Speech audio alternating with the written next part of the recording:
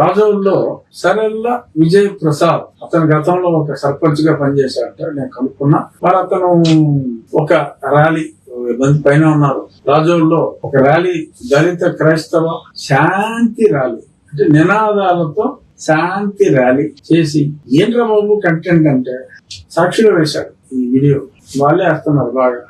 So సాక్షిలో వేశాడు, రఘురామకృష్ణరాజును party నుండి సస్పెండ్ చేయాలి. డిమాండ్ చేసింది ఎవడు? వైసీపీ వాడు. అరే వైసీపీ వాడు టీడీపీ పార్టీ నుంచి నన్ను సస్పెండ్ చేయాలని డిమాండ్ చేయట్లేదు. అసలు ఉందా? నాకు అసలు అనుమానం ఎందుకు వచ్చిందంటే ఈ సాక్షుడు ఎందుకు వేసాడు? ఇది టీడీపీ వాడు డిమాండ్ చేస్తే సాక్షుడు వేయదు కదా, సాక్షుడు వేసాడంట్రా బాబు అని చెప్పి ఆ రాజోల్లో నా మిత్రులకు ఫోన్ చేసి కనుక్కుంటే అది ఆ రాజోలు గుట్టు ఇది. యువజన శ్రామిక రైతు కాంగ్రెస్ పార్టీ వాడు పోనీ నేనేదో నేను మరి గతంలో ఎప్పుడో వైసీపీలో ఉన్నా, మరి ఇంకా పోనీ వైసీపీలో ఉన్నాను అనుకుంటే జగన్మోహన్ రెడ్డికి చెప్పాలి. చంద్రబాబు నాయుడు గారికి వార్నింగ్ ఇస్తాడు వైసీపీ వాడు.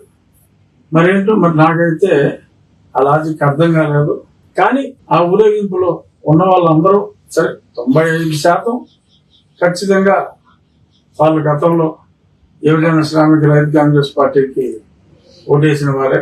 ఆ మిగిలిన 5% దళిత హిందువులు. ఒకవేళ దళిత హిందువులు ఎలాగో అందులో ర్యాలీలోకి వెళ్ళడానికి లేదు, మనం పోరాడేది దళిత హిందువుల కోసం. సో అందులో ఉన్నవారికి మరలా నేను చెప్పేది ఏంటంటే సరే మీరేదో డిమాండ్స్ చేసుకోండి అవి మనం దానివల్ల నాకు వచ్చిన నష్టం ఏమి లేదు. కానీ మరొక్కసారి నిన్నే చెప్పా, లేని వాళ్ళు దొంగ కేసులు పెడుతున్నారు, అది మానుకోండి అని. నేను దాని గురించి ఒకవేళ అలాంటి కేసులు పెడితే మీరు కూడా పెట్టించుకోకండి, వారి సమాధులు వెరిఫై చేయండి, వారి చర్చ రికార్డు వెరిఫై చేయండి. హూఎవర్ ప్రొఫెస్ వాళ్ళు క్రిస్టియానిటీ, హూఎవర్ ప్రొఫెస్ క్రిస్టియానిటీ వాళ్ళు దీనికి అనర్హులు అని ఇలాగే ఒక దొంగ కేసు పెట్టిన పాస్టర్ ఆనంద్ విషయంలో ఇలాగే దొంగ కేసు పెట్టి దొరికేశాడు అతను. గతంలో కూడా నా మీద అలాగే జరిగిందని చెప్పి నేను దాని గురించి చెప్పా. సో అది ఎక్స్ట్రాపోలేట్ అయ్యి మీ ఉద్యోగాల మీద కూడా వచ్చే ప్రమాదం ఉంది అని మిమ్మల్ని హెచ్చరించడం జరిగింది. అదేదో హెచ్చరించడం నేరమైనట్టు ఇప్పుడు ఆ రూలు నేను మాట్లాడకపోతే అసలు భారతదేశంలో ఎవరికి ఆ రూల్ సంగతి తెలియదు, ఆ రూల్ సంగతి ఎవరో పట్టించుకోడు అన్నట్టుగా మీరు మాట్లాడేయటం. దానికి ప్రతి ఓడు ఈ పార్టీ వాడు లేదు, ఆ పార్టీ వాడు లేదు. ఏదో సినిమాలో ఏంటి నాగార్జున గారు చూసారా సార్ అంటారు బ్రహ్మానందంగా, అలాగే ప్రతి ఓడు చంద్రబాబు గారు చూసారా సార్, ఇలా వేరే ఉన్నాడు చూశారు సార్, నాకేంటి సంబంధం, బాబు గారికి ఏంటి సంబంధం? ఇప్పుడు వచ్చింది అది ఫాలో అవ్వాలి. మళ్ళీ చెప్తున్నా అది మార్చేదాకా ఫాలో అవ్వాలి. ఆ వైసీపీ కూడా ఏమంటాడు, చంద్రబాబు నాయుడు గారు మీరు మాకు మాట ఇచ్చారు, దళిత క్రైస్తవుల్ని దళితులుగానే పరిగణిస్తామన్నారు అని. జగన్మోహన్ రెడ్డి గారు మాట ఇచ్చారు, అందరూ మాటిస్తున్నారు. అంటే భారతదేశంలో యూనియన్ టెరిటరీలు కలిపి 30 ఉన్నాయా? కనీసం 51% అంటే 16 రాష్ట్ర శాసనసభల్లో ఇది ఎప్పుడు అవ్వాలి. పార్లమెంటు సభ్యుల్లో 3వ వంతు పార్లమెంటు సభ్యులు దీనికి ఒప్పుకోవాలి. రాజ్యాంగం అమెండ్ చేయాలి అంటే అండర్ ఆర్టికల్ 368 రాజ్యాంగాన్ని మార్చే హక్కు ఉంది. కానీ అది జరగాలి అంటే మొన్న వీగిపోయింది పార్లమెంట్ లో. చూసారా, ఒక బిల్లు పెట్టారు, ఏమైంది వీగిపోలా? మెజారిటీ లేక 2/3 మెజారిటీ ఉండాలి, ఉంటేనే అవుతుంది. అంచేత ఒక రాష్ట్రం ఎలక్షన్లు ఊకలేదు మేము చేసేస్తా ఉన్నంత మాత్రాన అది అయ్యేది కాదు. రాజ్యాంగంలో అది అలాగే ఉంటుంది. అలాగే ఉన్నప్పుడు ట్రిపుల్ మాట్లాడేడా లేదా అనేది అప్రస్తుతం. అది ఇంప్లిమెంట్ చేయవలసి వస్తుంది. మీరు ఇలాగే నీళ్ళు గజ్జాలు ఎట్టేసుకుని దేవాలయాలకు అడ్డాలడిపోయి మిమ్మల్ని పర్మిషన్ అడిగితే మమ్మల్ని తిట్టేసి ఈ రకంగా డ్రామాలు ఆడేసి ప్రతిదానికి మాకు వచ్చేదే అన్నట్టు ప్రతిదానికి చంద్రబాబు నాయుడు గారు అని చెప్పి నా మీద కంప్లైంట్ ఇచ్చి దీనివల్ల ఉపయోగం లేదు. మీరు దొంగ కేసులు పెడతాం మానేయండి, దొంగ ఎస్సీ అట్రాసిటీ కేసులు పెడతాం మానేయండి. అప్పుడు మీ జోలికి ఎవరో రారు. అంతే తప్ప నేను ఇలాగే పెట్టుకోవాలి, నేను దొంగ కేసులు పెట్టుకునే హక్కు మాకు ఉండాలి, మాకు పోలీసులతో పంచుకునే సరైన అఫీషియల్గా పంచుకోరు కాబట్టి మేము కంప్లైంట్ ఇస్తే మాకు డబ్బులు వచ్చే హక్కుని మీరు కాల రాయడానికి వీల్లేదు అనే విధంగా మీరు మాట్లాడటం సమంజసం కాదు. మళ్ళీ చెప్తున్నా, సరే అక్కడ వైసీపీ వాళ్ళు డిమాండ్ చేశారు, అది మరీ టూ మచ్. ఏ పార్టీ వాళ్ళు డిమాండ్ చేసినప్పటికీ కూడా నేను చాలా స్పష్టంగా చెప్తున్నా, నేను రాజ్యాంగబద్ధ పదవిలో ఉన్నాను. నేను ఈ పదవిలో ఉన్నంత కాలం రాజ్యాంగాన్ని పరిరక్షించవలసిన బాధ్యత నా మీద స్పష్టంగా ఉంది అని మరొక్కసారి బాబులు మీకు తెలియజేస్తున్నా. మీరు ఎన్ని వరకు లోపునా ఏం కాదు.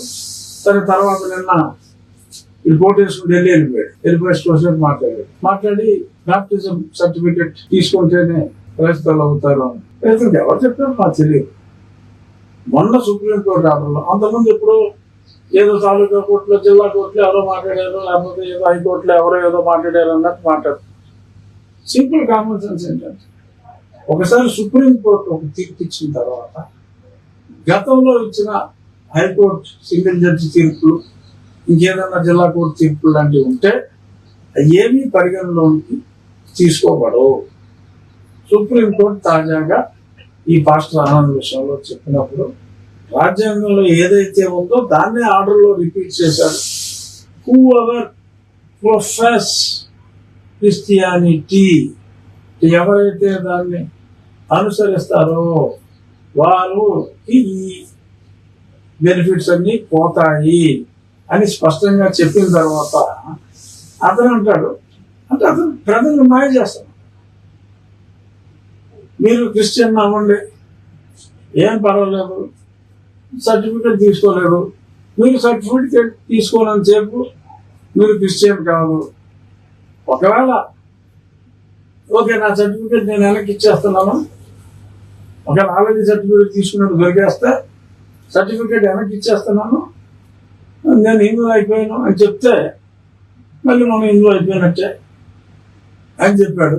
ఇది నేను ఇంతకుముందే చెప్పాను. అరే, మీకు గర్భాపసి అనే ఒక సిస్టమ్ ఉంది, మీరు అందులోంచి బయటకు వచ్చి మీరు పూర్తిగా చర్చకి వెళ్తే బాధేసి గుళ్ళకి వెళ్తారా వెళ్ళరా అనేది వేరే విషయం. మీరు ఆ మతాన్ని అనుసరించడం పూర్తిగా మానేసి ఎవరైతే మీ తోటి వారు ఉన్నారో వారందరికీ మీరు మారినట్టుగా ప్రూవ్ చేయగలిగితే yes, then certificate can be issued, you will be considered that you are back into Hinduism అని కొన్ని రూల్స్ ఉన్నాయి. మీరు కావాలంటే వెనక్కి వచ్చేయండి అని కూడా నేను చెప్పడం జరిగింది. మరి అది ఎందుకు అన్నాడో అతను ఆ విషయం కూడా శ్రావణ్ కుమారుడు మాట్లాడటం జరిగింది. సో ఆ తర్వాత సరే, ఆయన ఏదో సుప్రీంకోర్టు దీని మీద వెళ్ళినట్టున్నాడు, అందుకని అక్కడ ఏదో గొప్ప విజయం సాధించేసామని చెప్పి కొన్ని చిల్లర ఛానల్ గారు సంఖ్యలు గుర్తిస్తున్నారు. సరే చూద్దాం. నిన్న దాని గురించి చెప్పాను కదా. ఈరోజు ఇప్పుడే కొద్దిసేపటి క్రితం మనం ఫైల్ చేసాం. అడిగినాక దొంగ దెబ్బలు నాకు అలవాట్లేదు, మనకు కనీసం నోటీస్ ఇవ్వకుండా అక్కడికి వెళ్ళిపోయి వేసేసుకుని పచ్చబద్దాలు చెప్పి ఇక్కడ పెండింగ్లో ఉన్నాయి, పెండింగ్లో లేనట్టుగా అఫిడవిట్లు ఇచ్చి చేశారు. మనం వేసాం పిటిషన్, 2 పిటిషన్లు వేసాం. ఒకటి ఉన్న పాయింట్లు, రెండవది అతను పెర్జురీ అంటే కోర్టుని తను మోసగించాడు. సో ఎలా మోసగించాడు, ఇక్కడ కంటెంప్ట్ పిటిషన్ పెండింగ్ లో ఉంది. ఆ పెండింగ్ లో ఉన్న పిటిషన్ గురించి అతను ఈ మ్యాటర్ మీద ఆ పర్టికులర్ ఉన్నమట్ల జయంతి ఎటువంటి కేసు వేసి ఉండలేదు అని చెప్పి అక్కడ అబద్ధం అర్థం జరిగింది. ఇవన్నీ కూడా నేను చెప్పగల ఆలులాగా దొంగగా వేయొచ్చు, కానీ అలవట్లేదు గడ్డాలంటే. సో క్లియర్గా ఒక పెర్జరీ పిటిషన్ ఇది వేయడం జరిగింది. చూద్దాం, బిఫోర్ హాలిడేస్ విచారణకు వస్తే ముందే మంచి జరుగుతుంది. విచారణకి రాకపోతే కాస్త ఆలస్యం ఈ కేసుకు అవుతుంది తప్ప గుడి పూర్తి చేసే విషయంలో ఎటువంటి ఆలస్యం అవ్వదు. ఎందుకంటే ఈ సైట్లో కాదు, సైట్లో స్టేటస్ ఎక్కడో పని జరుగుతూ ఉంటుంది. సో అంచేత దానివల్ల నష్టం ఏమీ లేదని చెప్పి మళ్ళీ పునరుద్ఘాటిస్తూ గర్భాపుసి వస్తే వచ్చేయండి అమ్మా, అంతే తప్ప ఈ పదవిలో ఉన్న వాళ్ళు అలా మాట్లాడకూడదు అని ఎవరి నోటికి వచ్చినట్టు ఆడు వాగుతున్నాడు. నేను ఈ పదవిలో ఉన్నాను కాబట్టే ఎంత ఫ్రీగా ఎంత ధైర్యంగా నేను మాట్లాడగలుగుతున్నాను. రాజ్యాంగానికి వ్యతిరేకంగా మీరు బిహేవ్ చేస్తున్నారు కాబట్టే రాజ్యాంగానికి బద్ధుడై ఉండాలి మీరు అని నేను ఇంత ధైర్యంగా చెప్పగలుగుతున్నాను. మళ్ళీ మాట్లాడితే ఓట్లు ఓట్లు ఓట్లు. నిన్న కూడా అంటే నిన్న మన ఇంటర్వ్యూ చూడకముందు మాట్లాడారో లేదో మరి నాకు తెలియదు. మాట్లాడితే నా ఓట్లు అక్కర్లేదా, నా ఓట్లు అక్కర్లేదని ఏంటో బాబు ఏదో నాటకాలు. మా పార్టీకి మీకు మాట ఇచ్చిన మా పార్టీకి మీ ఓట్లు అవసరం. నాకు 80% మంది ప్రజలు మద్దతు ఉంది. నాకు నీ ఓట్లు అక్కర్లా. నిన్న చెప్పా, మళ్ళీ చెప్తున్నా, మా పార్టీకి అవసరం. నేను రాజ్యాంగం గురించి మాట్లాడుతున్నాను కాబట్టి రిపీట్ చేసిందే మళ్ళీ మళ్ళీ రిపీట్ చేస్తున్నా. మద్దతు ఇస్తా ఉన్నారు రాజ్యాంగాన్ని మార్చడానికి. మా పార్టీ అయినా, యువజన శ్రామిక రైతు కాంగ్రెస్ పార్టీ అయినా, 70 ఓట్లు వచ్చిన పార్టీ అయినా, 100 ఓట్లు వచ్చిన పార్టీ అయినా వాళ్ళు మద్దతు ఇచ్చారు కదా. అది 70 కోట్లు ఎందుకు ఇచ్చారు? తెలియగలుగుతాను. సరే వదిలేండి బాబు. 70 ఓట్ల గురించి అన్నిసార్లు మనం మాట్లాడితే బాగోదు, ఫీల్ అవుతాడు. సరే, మళ్ళీ నేను చెప్పేది ఏంటంటే, దయచేసి నేను ఒక రాజ్యాంగబద్ధ పదవిలో ఉన్నా. ఈ పదవిలో ఉన్నంతకాలం నేను రాజకీయాలకి దూరంగా ఉన్నట్టు లెక్క. అందుచేత మీరు ఏమంటే కొంచెం చూడండి అని అలిగింది చెప్పడాలు వేస్ట్, ఉపయోగం లేదు. రాజ్యాంగబద్ధుని నేను, అందులో ఉన్నది ఉన్నట్టు ఫాలో అవ్వాలని చెప్తాను. మార్చుకోవడానికి మీరు చేసే ప్రయత్నాలు సఫలం కావాలి అని ఒక సాటి వ్యక్తిగా నేను కూడా కోరుకుంటాను. కానీ అదంత ఈజీగా ఇది కాదు అని చెప్పాల్సిన బాధ్యత కూడా నా మీద ఉంది. కాబట్టి మీరు అమలాపురం రోడ్ల మీద, రాజోడ్ రోడ్ల మీద రచ్చ చేస్తే ఉపయోగం లేదమ్మా. ఢిల్లీ వెళ్ళండి, చండీగఢ్ వెళ్ళండి, అమృత్సర్ వెళ్ళండి, భోపాల్ వెళ్ళండి, జైపూర్ వెళ్ళండి, మెడ్రాస్ వెళ్ళండి, కొచ్చిన్ వెళ్ళండి, అన్ని చోట్ల తిరగండి. ఒక ఊర్లో తిరిగితే ఇది అయ్యి పని కాదమ్మా. అంచేత విజయప్రసాద్ ఈ బ్యాచ్ అందరూ మీరు వెళ్ళి ఈ 4 ఉన్నారు కదా రెడీగా తిరగడానికి. ఇక్కడ ఏ భీమవరంలో కూడా ఏదో పెట్టుకుంటారంట మీటింగ్లో. సేమ్ ఇదే దళిత క్రైస్తవులు 4 కుమారులు వస్తారట, నీళ్ళు కోట్లు వేసుకుని వాళ్ళు మాట్లాడుకుంటారట. బాబు రండి అని చెప్పి చెప్పుకుంటారు. ఎన్ని మాట్లాడకుండా ఏ ఊళ్ళో మాట్లాడకుండా. ఇక్కడ కాదమ్మా, అన్ని రాష్ట్రాలు ఎవరుంటాయి, మాట్లాడుకోండి, సమాయత్తపరచండి. ఏదో 5 ఏళ్ళకో 10 ఏళ్ళకో అవ్వచ్చు, బట్ అప్పుడు దాకా ఫాలో కండి. ఇక ఈరోజు ముగించే ముందు ఒక అంశం చెప్పి ముగిస్తా. ఇంకా ఆ పాస్ట్ ఆనంద్ ఇష్యూ అది ఇవాళ ఏదో చెప్తా అన్నారు, చెప్పారా? ఇంకా రాలేదు. జాయింట్ కలెక్టర్ గారు అయితే చెప్పారట. నేను గతంలో ఒకసారి చెప్పా, ఇప్పుడు 15 రోజుల క్రితం ఇష్యూ. ఒకసారి సుప్రీంకోర్టు చెప్పేసిన తర్వాత జాయింట్ కలెక్టర్ లేకపోతే కలెక్టర్ ఇక్కడ చెప్పడానికి ఏమి లేదు. అది అక్కడికి వెళ్ళినప్పుడు మ్యాటర్. మనం కూడా ఇదివరకు ఇక్కడ జోసెఫ్ క్యాన్సిల్ చేసాం. జాయింట్ కలెక్టర్ గారు చూశారు. తర్వాత కలెక్టర్ గారి దగ్గరికి వెళ్ళింది. ఆ చర్చ్ వెరిఫై చేశారు, సమాధులు వెరిఫై చేశారు, అన్ని వెరిఫై చేశారు. అతనికి మాట్లాడే అవకాశం ఇచ్చారు, తీసేశారు. అక్కడ కోర్టు కూడా లేవు. కానీ సుప్రీంకోర్టు అన్ని వెరిఫై చేసి అసలు పేరే పాస్టర్ ఆనంద్ అని చెప్పి అతను చెప్పిన తర్వాత ఓవర్ ప్రొఫెషనే లేదు. అసలు నువ్వు యువర్ ప్రీచింగ్ దీనికన్నా మరి 10 times ఎక్కువ. నువ్వు చర్చిలో నువ్వు పాస్టర్ అని నువ్వే చెప్పి ఇంకా మళ్ళీ ఈ సోది అంతా ఏంటో బాబు అని చెప్పి అది కొట్టేయడం జరిగింది. అది కొట్టేసిన తర్వాత మళ్ళీ జేసీ గారి సోది, కలెక్టర్ గారి సోది, ఇదంతా నాన్ సెన్స్. అకార్డింగ్ టు నాకు రూల్ తెలుసు, అన్నీ తెలుసు. I'm not ఎలిటరేట్. సో మరి దీన్ని ఎందుకు ఇలా కాలయాపన చేస్తున్నారు, ఎవరిని సర్ది చెప్పుకుంటారు అనేది నాకు తెలియదు. కానీ అతను చాలా గంభీరంగా నిన్న ఎవరి పేపర్లో చూశాను.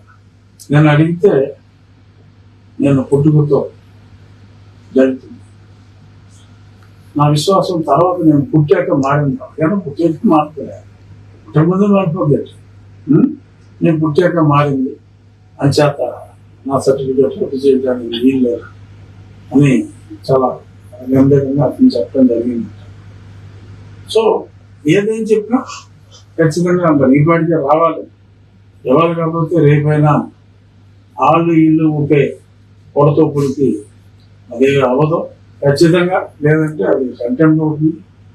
ఇవాళ కాకపోతే రేపు ఖచ్చితంగా రేపు సాయంత్రంలోపు ఆ పాస్టర్ ఆనంద్ సర్టిఫికేట్ రద్దు అవుతుంది. అప్పుడు ఈ బ్యాచ్ అందరూ మరి ఏ రకంగా ఓ దిగోమంటారా, లేకపోతే క్యాల్కులేట్ చేసుకుంటారా, మరి దానికి కూడా రఘురామకృష్ణరాజు డౌన్ బాబు గారు రఘురామకృష్ణరాజు మీరు చర్యలు తీసుకోవాలంటారా అనుకోండి. కానీ నేను చెప్తున్నా, సుప్రీంకోర్టులో మేము నెగ్గటం మెరిట్స్ మీద న్యాయం ఇటు ఉంది కాబట్టి అతను కోర్టులు తప్పుదో పట్టించారు కాబట్టి నిజాలు త్వరలో బయటికి రావడం తథ్యం. పాస్టర్ ఆనంద్ సర్టిఫికెట్ రద్దు అవటం తథ్యం అన్నది మరొక్కసారి నొక్కి ఒక్కానిస్తూ మంచి పాస్టర్ని కోల్పోయిన విషాదంలో ఉన్న వారికి ఒక శుభార్త ఏమిటంటే, చలనచిత్ర పరిశ్రమకి మంచి నటుడు వచ్చాడు, హీరోలు అందరూ చాలా టైట్గా ఉన్నారు. సో అధ్యాప ఓ మంచి నటుడు వచ్చాడు.